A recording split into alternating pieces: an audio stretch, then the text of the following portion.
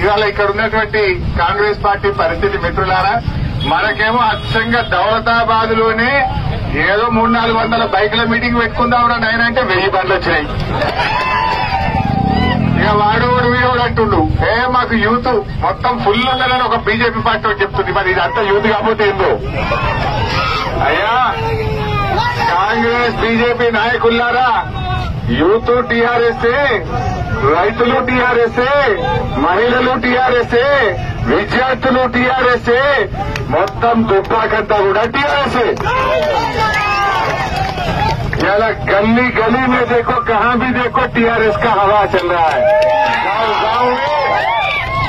गांव में गली गली में टीआरएस का झंडा आज पूरी कहीं पर देखो हम अपना ही झंडा निकल रहा. ప్రతి మనిషి గుండెలో ఇవాళ టీఆర్ఎస్ పార్టీ ఉన్నది. ప్రతి రైతన్న గుండెలో టీఆర్ఎస్ ఉంది. సరే ఇతడన్నా కాంగ్రెస్ గవర్నమెంట్ ఉండగా ఏం చేయలేదు, కనీసం ఇతడన్నా ఇంత తుపాక గిరాకీ చేసిపోతారు. పోగా కొండపోచమ్మ సాగర్ ప్రాజెక్టు చూసిపోతారు. అంతే కదనే, పోగా కొండపోచమ్మ చూసిపోతే కనీసం వాళ్ళ జన్మనను ధన్యమవుతుంది.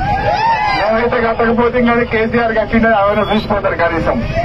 సో ఇది పరిస్థితి మిత్రులారా. బట్ ఏది ఏమైనా మా యువత, మా విద్యార్థులు మీరందరూ కూడా వచ్చే 20 రోజులు మనం అద్భుతంగా ఒక్కొక్క కార్యకర్త ప్రతి బాయికాడికి పోవాలి, ప్రతి ఇంటికి పోవాలి, గుండెను తట్టాలి, 1,00,000 ఓట్ల మెజార్టీతో సుజాతక్కను గెలిపించుకోవాలి.